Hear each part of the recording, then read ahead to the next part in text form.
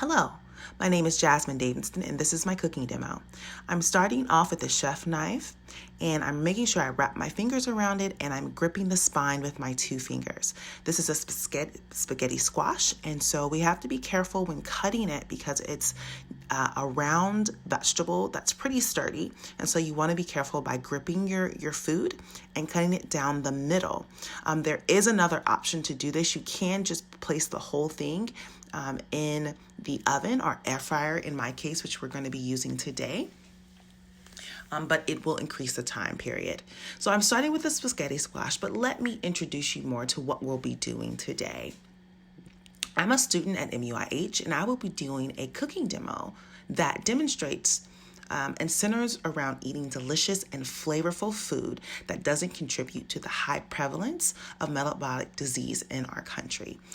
Food can be delicious, nutritious, and can help decrease inflammation and reverse certain lifestyle diseases. Metabolic syndrome consists of several conditions that, when combined together, can increase the risk of heart disease, stroke, and type 2 diabetes. The recipes that I am showing you today are high in soluble and insoluble fiber, which can help decrease insulin spikes when consuming food. They're rich in omega-3 fatty acids, which are shown to decrease inflammation and contribute to those metabolic conditions. These ingredients also contain nutrients such as phytonutrients, vitamins, and minerals, which of course help with the regulation of chemical processes in our body, and the high content of antioxidants can help be a protectant for our body. So as you see here, I am just prepping the spaghetti squash. I'm taking out the seeds. It does take a little bit of elbow work for sure. But this is one of the steps we take in order to get that delicious spaghetti-like consistency when we bake our spaghetti squash. And again, there is another version to this. You can also, if you don't want to cut down the middle, you can also place this in the oven at 400 degrees for 35 to 40 minutes. So that it will take a little bit longer time if you do it whole, but it will be a lot easier to cut. I decided to do it this way because it would cut back on the time. After we have cut our spaghetti squash and taken out the seeds, we're going to go ahead and season. I add about a teaspoon of avocado oil, as well as some of my favorite seasonings. I like to use the non-salt seasonings. They are several different brands. The one that I get from like a Sam's or a Costco is always an option. They also have different brands at Walmart. The Dash brand is a great brand you can use. And it's great because it has no added sodium to it, but it gives your food a lot of flavor. I always go by the rule to add my salt last so that I'm not adding too much, and I'm trying to be aware of the salt that I'm adding. After I've done that, I add my sea salt, and then I will be putting it in the oven. And in this case, I'll be using the air fryer at 400 degrees for 20 minutes. So at this point, we're going to be washing off some mushrooms. I take a damp towel and I clean off all the dirt on the mushrooms. And so that's what we're going to be doing. And then we're going to be slicing those. There is some great benefits from squash, from skin, hair, and nails. It's beneficial for the heart. It's vitamin rich. It has a low calorie count. And because of that, it's good for weight loss. It's beneficial for the immune system and eye health and bones, just because of how vitamin rich it is. And so that's one of the reasons why we're using that in our demo today. As for the mushrooms, we've had them now washed off, and now we're just going to slice them. I'll show you how I slice my vegetables for the safety aspect of it. So I always try to keep your hand in a claw, wrap your fingers around the knife, and then pinch the knife with your thumb and your pointer. And then you make sure that your other hand that's holding the food is in a claw form so that your fingers aren't exposed to the blade itself. This is just a protection mechanism that helps you cut your food succinctly and effortlessly without hurting yourself, and just being aware of where that blade is at all times.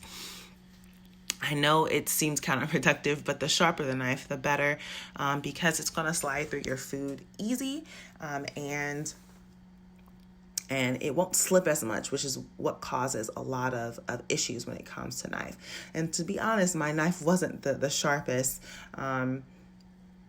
but I made it work because I know the safety skills when it comes to that. And so now we're going to be dicing up this onion, and we're going to just be doing a half of onion.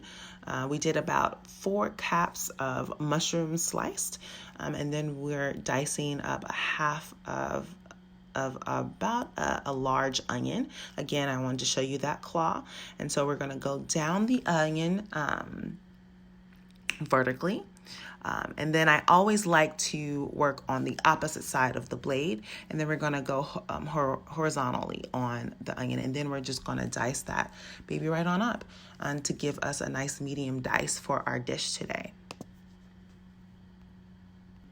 I love using onions and mushrooms and garlic, not with the S, carrots and all those things as a base of my meals because it gives it so much nutrient value.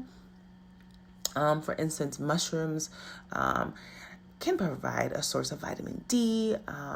They also are, protective for cholesterol and for brain health. They're just amazing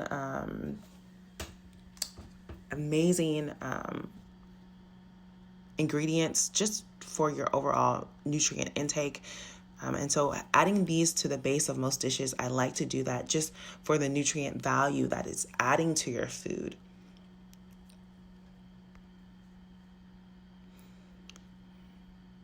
Now we're taking some broccoli here. Now, I thought this would be a great learning moment. This broccoli had been in the refrigerator a little bit too long.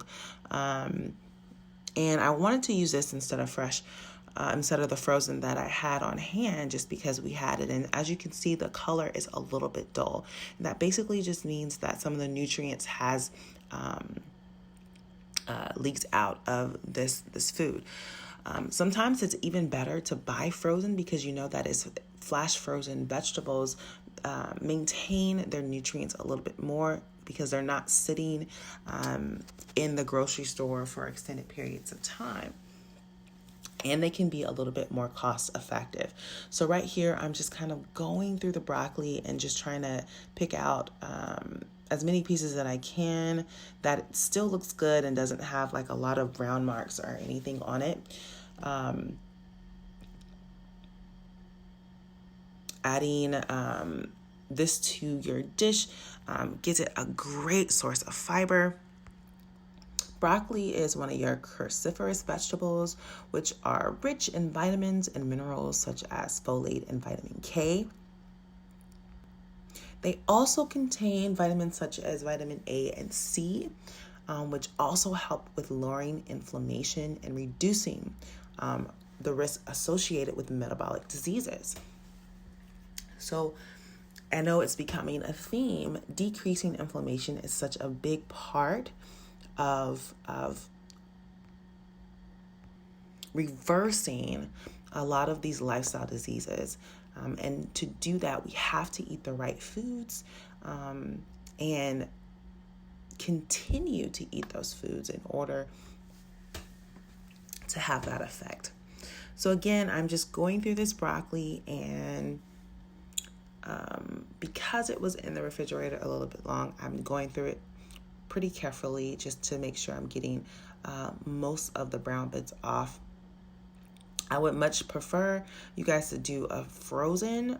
If you can't do a fresh, and cook it within, a week or so at the very least. You don't want it to sit in your refrigerator for too long because it's going to be decreasing its nutrient value. That's why it's almost better sometimes to have flash frozen vegetables and store them in the freezer, because they're going to maintain their vitamins, nutrients, and phytonutrients. So yeah.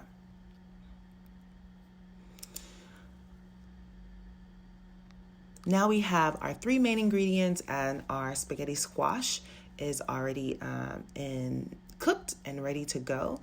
And so that was getting ready as we were cutting and prepping the rest of our vegetables. You see it is nice and cooked. This was just 20 minutes in the air fryer, and you see now it's flaking off nicely to give us those noodles, where it gets the name spaghetti squash. Again, this is a delicious low carbohydrate food that is filling due to its fiber content. It is pretty high, or it has fair amounts of vitamin C, manganese, vitamin B6, and potassium. And again, you do not have to cut your spaghetti squash. You can roast it whole in the oven because it can be a little harder to cut. This just took a little bit of less time to do it this way. But you can, if you have the time, you can throw it in the oven, set a timer, and let it cool, and then you scoop the seeds out afterward. But you see that nice flaky noodles that it made, or noodle-like vegetables that it made. So now we have that was a mixture of paprika, nutritional yeast, that non-salt seasoning, garlic, and so that's what we'll be using for our chicken. The chicken, I like to add flavor at every step, and so we have some eggs with a little bit of almond milk and a few drops of hot sauce. You have to be a little bit careful with this because it does contain sodium. And so I try to be careful with the amount of sodium that I'm putting in the food, while also trying to add as much flavor as possible. In my seasoning mix, there was no salt. The salt is always at the side. And I add that as the last thing that I add. And so now I'm going to be mixing up my seasonings. I also added parsley to that. So it was the nutritional yeast, it was the paprika, it was the parsley, it was the no salt seasoning, it was the onion and garlic powder. And so we mixed that up to make a nice seasoning. I will be using that on the vegetables as well. I added some to my flour because, again, we want flavor at each step. And so add some to the flour. We're going to be using an almond flour in this mix with a little bit of cornstarch to kind of get it that crispy texture that we like. And then adding just a pinch of salt, 2 pinches of salt to our flour. And again, I always add that separately. And so now we're going to just be prepping our chicken. The chicken has already been washed. And so now these are 2 chicken breasts, pretty big. We only need about a palm size of animal protein for our meals. So this can actually go a long way.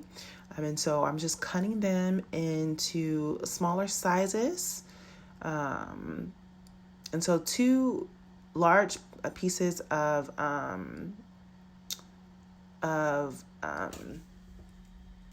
chicken breast can go a long way. I try my best to use, if we can, pasteurized and non-hormonal chicken, just because pasteurized is, they're going to be eating grass and bugs and things that is natural for the chickens to eat, and opposed to the grains. And so this also, if you're eating pasteurized chicken that are free range, they're getting less grains, so it's going to be less inflammatory for you. And so the closer it is to what they're supposed to eat, like the grass and the bugs. You're getting the omega-3s that our body needs to help with decreasing that inflammation, right? And so that's why we try to choose those. However, I know it can be expensive. So just a good rule of thumb is having less protein. So as you can see here, I'm using that seasoning all over my chicken. After I had gone and washed my hands, because you want to be careful of cross-contamination. So after that, I'm adding some garlic, Kinder's garlic, and then I'm going to add my salt at the very end there. And I'm only going to be doing one side of the salt, since I did also add some salt to the flour. Now we're going to be turning it over and seasoning the other side with my non-salt seasoning and garlic. Again, we're only going to be doing the salt on one side. And it's going to be, because if you need salt at the end, you can always add a little bit more, but you don't want to oversalt it. And you want to just be careful of the salt intake as well, because it also can contribute to some of those metabolic syndromes that we talked about earlier. So now we start seasoning the other side, and we're going to add our garlic, and now we're going to do our egg wash and flour. So when doing your egg wash and flour, it's always best to do one wet hand and one dry hand. I think I had a little bit of issue doing that this time, just because this is kind of a new setup for me. The space is very small. I just moved in, so I kind of got mixed up of which hand I should use, and so I didn't practice this very well. But yes, try to do one wet hand and one dry hand. This helps with not getting that flour claw that we get when we do the breading with. And I'm only using about a cup and a half of almond flour here, and then I'm putting it directly into my air fryer. Now in my air fryer, I have sprayed the air fryer, and it has preheated for about 2 to 3 minutes, so it was nice and warm when I was adding my chicken pieces to them.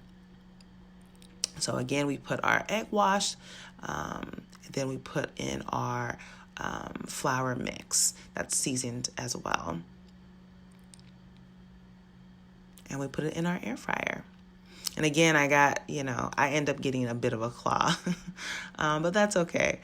Practice makes perfect, right? It's been a while since I've done fried chicken. So that we're spraying it on top with some avocado oil. And then we're going to put that bad boy in the air fryer.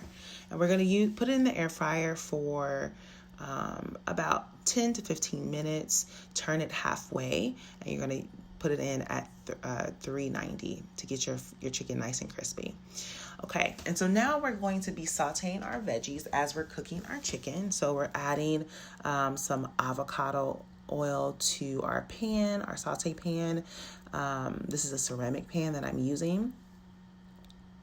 We have our onions, we have our mushrooms. I added the extra seasoning, the non-salt seasoning, to our veggie mix, along with some minced garlic as well. And we're just going to be sauteing that up. And I'm choosing to not add salt into the end to this item as well, again, because we want to watch our salt. Now, keep in mind that when you're even adding salt, this is you're making this for either a family or you'll have leftovers, and so you can always add salt at the end. But the great thing about adding all of these spices is that you won't need that much salt, and you can also add lemon juice to kind of add flavor to the meal as well, especially if you need to watch your sodium intake. So here I am just sauteing that up.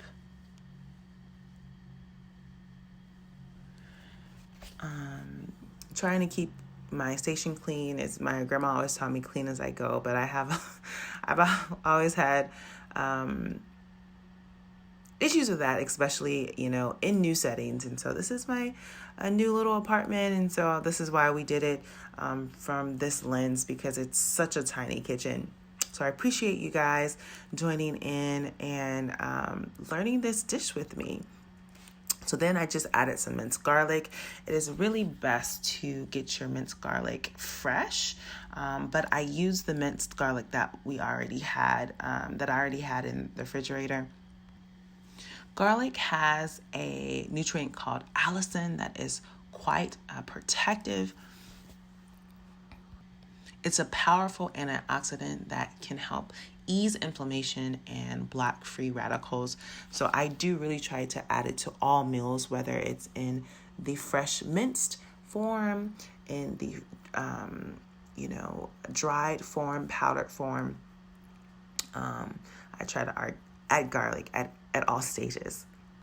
So after you've sauteed your broccoli and onions,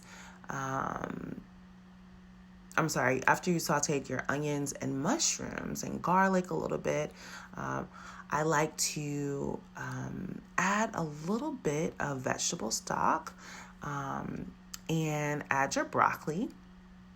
And at this process, you're going to steam it a little bit. So I'm going to add the lid and let it steam to get your broccoli cooked a little bit, but not too done. You just kind of want that al dente doneness, so it has still a little bit of a crisp to it, so you're not increasing to leach nutrients from them. And so get it nice and steamed. This will take 1 to 2 minutes. And then afterward, you just continue to stir and make sure your vegetables combined.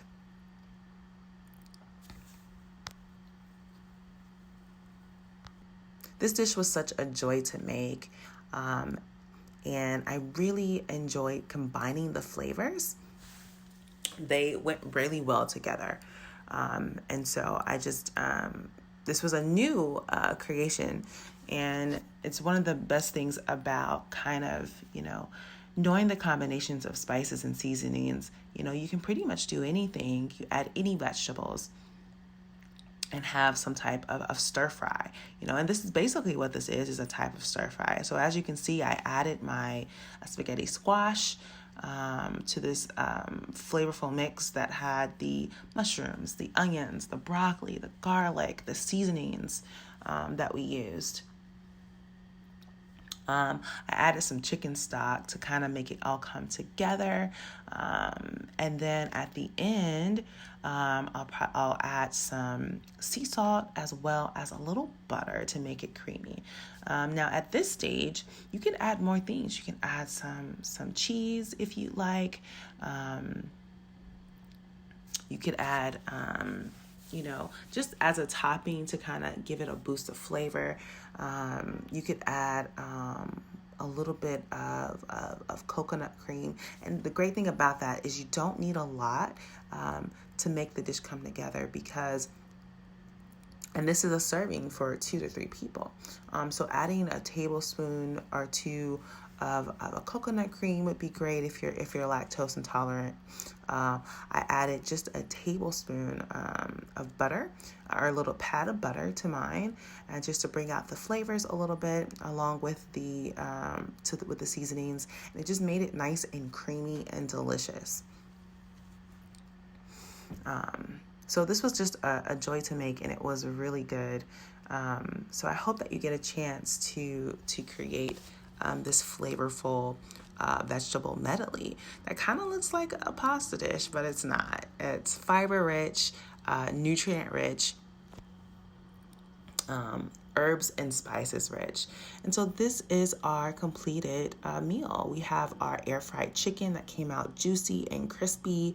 We have our spaghetti squash mix that with the broccoli that came out delicious.